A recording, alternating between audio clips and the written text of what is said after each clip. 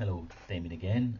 Just going to follow on from my previous videos, and I know I've mentioned this briefly before, or maybe not so briefly, but I've mentioned it before about stigma.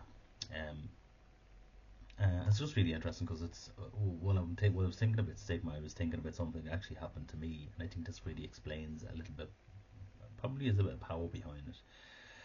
So the reason that people don't go for, and I'm talking about like in a work environment and individually. So if you're in work, obviously you have a lot more pressure in the sense of people. You can probably feel you're open to talk to people about the fact that you maybe need to talk to someone in counselling, and then there's always the issue of if I say it, then am I going to think I'm a bit lulu or whatever kind of the phrase is there.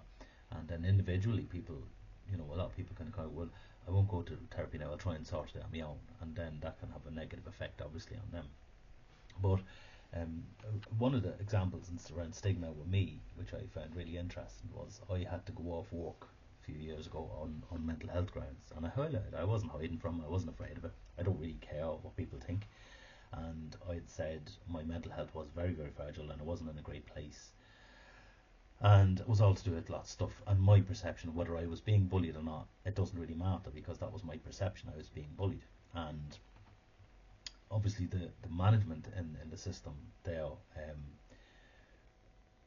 from my perspective and how I viewed it, was they didn't support me at all, and they tried to bully me and control the narrative, and things like when you say in any work environment, and now I'm noticing it in school environments, that if you use the word bullying, they're so quick to jump to it's not bullying. But anyway, this is something maybe I'll do a video on later down the line. But I went into work anyway, and I'd gone to the doctor. The doctor had signed me off. Wasn't really great, and I'd been off for I don't know 2 or 3 weeks, and I'd come back to work. Now, the system worked where I used to work was people were promoted from the same level. So they just turned around, it's you, it's like tag, it's you today, you're now a supervisor, yesterday you were the same as him, now you're his boss, which is absolutely insane in my opinion, without any kind of qualification or formal training or anything.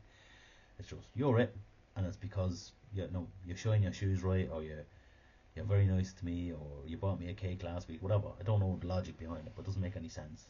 But that's the way it's done. So I went into work, and a lad that I had trained with, who had come through the exact same training as me, had done the same job as me, who had been promoted in this way, suddenly was put in a position to interview me on my return to work, and he decided to ask me about my mental health. And he said to me, as if he was a therapist, he said to me, "Can you tell me what's going on for you now at the moment?" And I'm like, "That's none of your business." And because I was protecting my mental health, I was protecting my privacy and my confidentiality, which is my right as an employee. But this is what he was saying. He kept pushing, and I said, "Listen, I won't mention his name. I said, it's none of your business.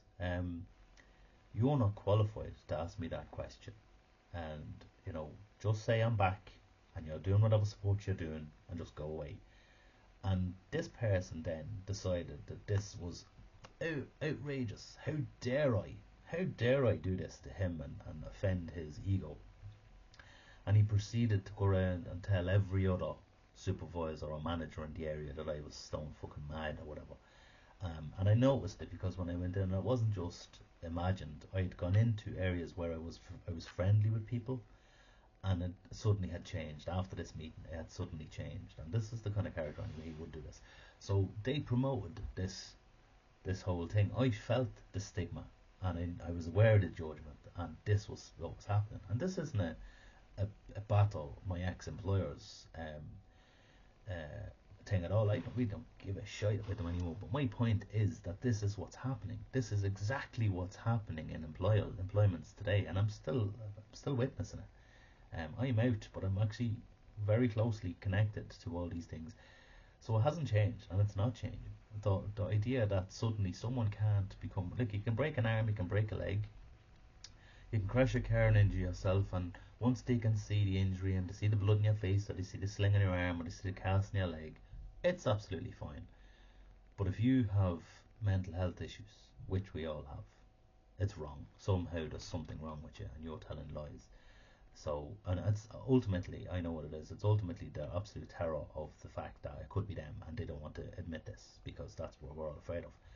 But the fact is that because of this, then we're all carrying our own stigma. We're all carrying our own belief around about I I am mad, or there's something wrong with me, or I'm not strong. I'm not as strong as him, and why is this happening to me? And it's really wrong. So it's very, very damaging what's happening in employees in employments today, specifically. But it's actually really damaging what's happening in the world, that we can't allow people just to express the fact that they're having trouble, their mental health is having, they're not great, because we're not great at times. We all can have struggles. I think the old phrase is, and I'm not religious, but the old phrase is a really good one. Dare but the grace of God go I. So it's that kind of thing of, it could literally be any one of us tomorrow, and that terrifies us. So I think that is what promotes the idea of, this pointing fingers of, look at him, he's mad, that fella's mad. And I know that went around about me for a long time, and I really don't care, because, if I'm mad, I'm mad, I don't care. But that's what I'm doing. I'm going back to work with these people to try and show them that there's nothing wrong with you. There's literally nothing wrong with you, other than what your employer, who you're employed by, and their attitudes. It's what's their attitude that's the issue, not you. But horrific stigma in the world. It's still there. It's getting better. People are more open. A lot of people are more open to talking about their mental health, but it's still there. Still, people are terrified, and because they're terrified, then to use it to bully or undermine or belittle or ridicule people who are struggling with their mental health.